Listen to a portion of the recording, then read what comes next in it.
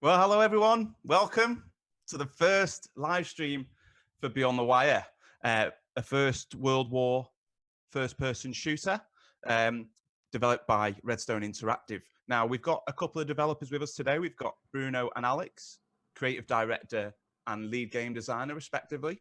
You'll have to bear with us a little bit. We are working from home at the minute just due to the coronavirus that's going on. So hopefully we don't have any technical issues. We should be fine. But if we do, just please bear with us. So like I said, we've got two devs with us today. First one's going to be Bruno, our creative director, and he's joining us now. Hey, Bruno. Hey, everyone. How's it going? Well, how exciting, mate. We're here at last. Oh, yeah. Very exciting. So real quick, mate, if you just want to give us a quick introduction to yourself, what your role is for Beyond the Wire, and how you came here. Yeah, absolutely. So my name is Bruno. I'm the creative director on Beyond the Wire.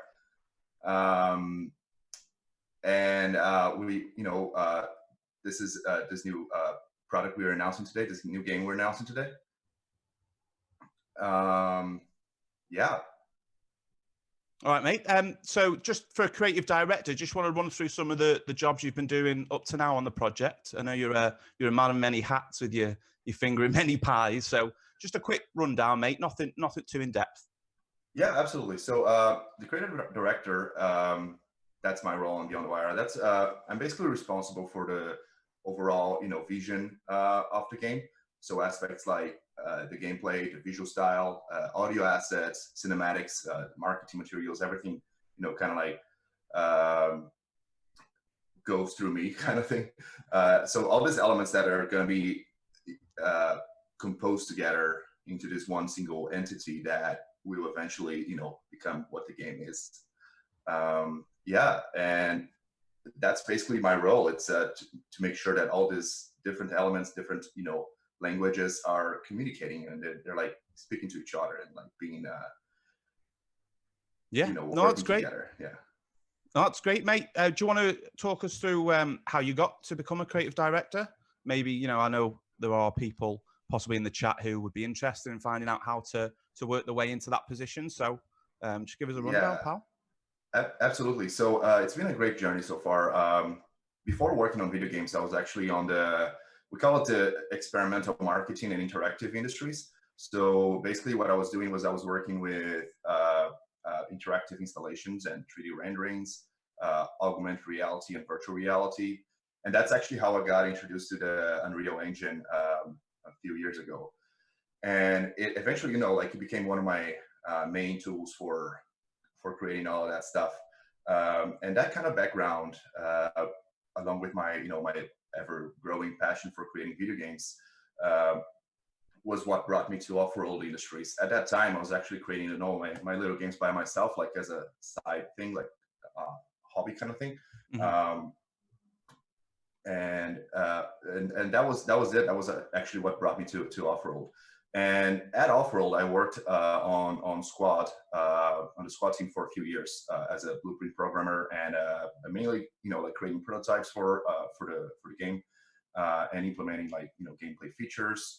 And eventually, that that opened many doors, and one of them, which is like the most important one for me personally, was the ability to actually partner up with Offworld and form this new studio and create Beyond the Wire. Perfect. And just for anyone in the chat wondering, Offworld Industries are acting as publisher for Beyond the Wire. So we're using their code base in Unreal Engine 4 to actually develop the game. So if we talk a bit more now, Bruno, specifically about Beyond the Wire, how long has the dev team been actually active on Beyond the Wire, and how many are actually on the team? Yeah, for sure. So we started almost close to 2 years now, actually, ago. But for a good portion of that time, it was just like on a very early prototype phase. So we were experimenting a lot with a lot of stuff. And in the beginning was actually just me like trying things out and seeing what could be done, what would be interesting, what like gameplay mechanics we could use. And we had this idea that we should explore the First World War. I think that was a big thing at the time that we were thinking of, and So those prototypes and this idea kind of like came together, and that eventually grew to become what Beyond the Wire is today. And the team, of course, grew as well. So it was not just only me, like working on that stuff anymore. We started to recruiting some people from the modding community. Some people we knew that could add a lot to the team, and like make this product grow even bigger and more interesting. It was very cool, actually, like being able to reach out to those people on the modding communities. Basically, those guys were already working with the Squad SDK at that time, and so there was a lot of passion. There was a lot of like new, fresh ideas coming out, and they knew our SDK very well as well. So that helps.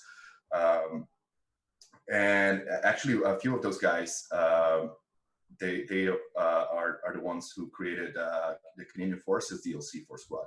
So that started as a mod, as we know, and it was kind of like picked up by Offroad and released as an official DLC for Squad. And some of those guys are now part of our team at Redstone, and that was it. Our team grew from there, and we have our headquarters here in Vancouver. We have about 15 people here now, and yeah, that's it. Like I'm incredibly grateful to be working with this team. They're great people, really. Yeah, very talented lads, every one of them. And you made the point there about quite a few coming from the modding community. And just to feedback really into what we said at the top of the show about, if people are looking for a way to get into the industry, modding is really quite a common one that people use to gain entry. The squad, the guys who started up Offworld Industries all came from a modding background. So if there is anyone in the chat that's keen, then give modding a whirl. Just to feedback there, Bruno, about saying that you wanted to set a game in World War I. What was your inspiration for that? Obviously, it's a very significant era at the turn of the century. So just give us a little bit of detail there, mate, about the choice for that setting. Yeah. So since the very beginning of this project, like on its very roots, we were looking at all the games that are out there that are portraying World War I, and one of the things that we wanted to really explore with this one was this other side that it's never really quite shown. It's like the raw brutality that this war was. So like gas warfare, mud, like the crazy trenches, the hand-to-hand combat. There's like this whole other side of this war that was never shown, and we really wanted to get players and immerse them into that situation. So like bayonet charges, crossing no man's land, all those moments that really define the war are really a big part of Beyond the Wire. And that was like like one of the biggest things, showing that really like brutal, visceral side of it. I want to say like that's if I can say one thing that inspires us, it's that side of the war. Yeah, no, definitely, mate. I know it's well done, because I know it's quite hard to try and distill that down into sort of a paragraph. So that was perfect, mate. So we're gonna quickly talk to Alex after this. So I've just got one more question for you, mate, because we are going to keep this stream relatively short because we are announcing. So if you were to just communicate to the people in the chat and the people that are going to watch, what is the feeling that you're trying to create with Beyond the Wire, and what feeling are you wanting the players to come out of the game with? Yeah, so this feeling of, well, first of all, we really want to be able to create that, like overall immersive experience. So you're going to be in the trenches, you're going to be in the mud, you're going to be with your friends in there, and it's going to be brutal. It's going to be, bloody. And like that's basically what it is. So it's, it's going to be a pretty authentic World War I experience. Like I said, trench warfare, ability to, like calling gas attacks, putting on gas masks, going out with a flamethrower, that kind of stuff. I think that's the overall feeling we're going for here. And you can see a little bit of that actually on the reveal trailer. And there's a lot more to show. Yeah, definitely. That was a perfect way to finish it there, mate, because like you said, the trailer I know you worked really close with Dovidas and Scott to try and get this together and really convey that atmosphere that we're looking to establish in the game. So thanks very much, Bruno. Appreciate your time, pal. Yeah, thank you. I think actually, Chris, are we all right to re-show that trailer, actually, seeing as Bruno just mentioned it? Just in case anyone's come in late, we'll do a quick replay of the trailer, and then we'll say hello to Alex. So thanks, Bruno. We'll see you later. Thanks, guys.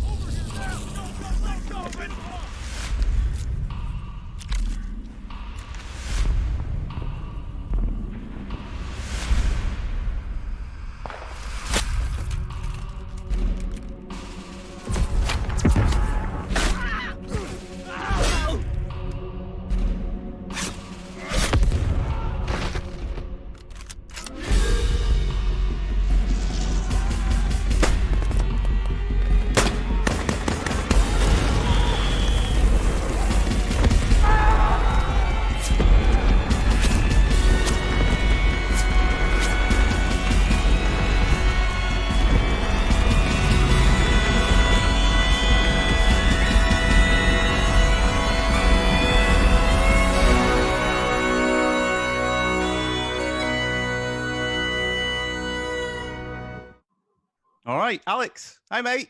Hey guys, How you doing, buddy? I'm good. How are you? Yeah, good, mate. Excited? We're finally here at last. Oh yeah, finally. We can finally announce all this. It's been hard trying to keep it under wraps for so long, so it's good to finally be here. Alex, we'll just follow the same process we did with Bruno, mate. Just give us a rundown on what's involved with game design and your role on the team up to now. Sure. Yeah, so I'm the lead game designer.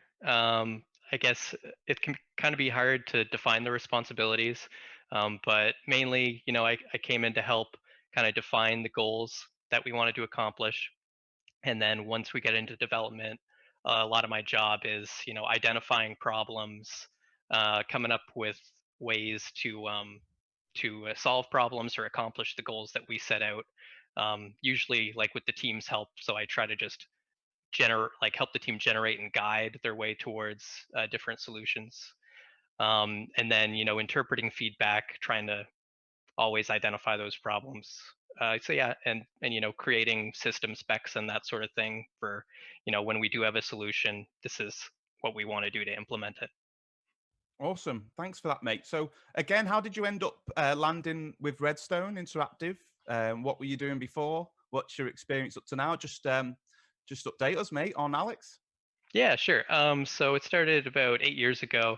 I started working in the video game industry as a tester, and I kind of worked my way up through that discipline. So I became like a lead tester and a QA project manager. And I was working at a contracting company, which was awesome because it let me see like hundreds of different teams working on different games and software applications, getting to see all their different methodologies and kind of what worked and what didn't. And then eventually I started managing all the QA projects for our parent company, which was a game development studio. And to effectively do that, I started integrating myself more closely with them. So I would sit in with their teams and kind of figure out their needs, so that we could deliver better QA. And then from that, I just started helping out with design when they were short on designers. And when those projects ended, I was like, hey, I can keep going on design stuff. And then I became a designer. Uh, I've been doing that for about 2 or 3 years now. In my spare time at that company, I was working on the Canadian Armed Forces mod for Squad, and then that got picked up as a DLC, and that's kind of what led to the opportunity to work with Redstone. Awesome, mate. So I think we're giving away all the secrets here about how to get into the industry, modding, Q&A. These are very, common pathways for people to get into the industry. So it's interesting to hear that from you, Alex. So obviously we're very early in development here, the development phase. So can you give an insight into what your priorities been up to now? What's been sort of the main workload for yourself in this opening phase? Yeah, for sure. I mean, there's lots of different things. The primary thing that I've kind of been focusing on lately that's been on my mind a lot is creating this really engaging melee combat system in the game. Coming from Squad's code base, like it wasn't really set up for a an in-depth kind of melee system. So that's been on my mind a lot, and also making it like a viable option when you're playing the game. So I would really like to create circumstances where you're fighting in these trenches and you're using your bolt action rifle, you're using your handguns, but then at some point you say, okay, what's going to be the best thing to do here is to just take out like my bayonet or my improvised trench fighting weapon and just go after these guys rather than just trying to shoot them from point blank. Awesome. Yeah, and like you said, it's not involved in the code base, so quite a lot of work going into this, and to get all the revisions right and the feel. So it's still not finished by a long way, but we've got the direction. So just from there, then, mate, what melee obviously being a core feature of the game, what other core features can you reveal for us at the minute for Beyond the Wire? What makes it unique? Well, I don't want to reveal too much right now, but needless to say, like kind of what Bruno was touching on is like we do want to make like a really immersive, maybe even like chaotic and kind of more violent experience. We don't want to kind of look at World War One through rose-colored glasses. It was a really miserable war to fight in. We obviously don't want to create like a simulation because World War One, being in the trenches wasn't necessarily exciting. It was probably like long stretches of boredom punctuated by sheer terror. So we want to up the pace and the action a little bit. But yeah, I'm not sure if that answers your question, but yeah, I don't want to give too much away.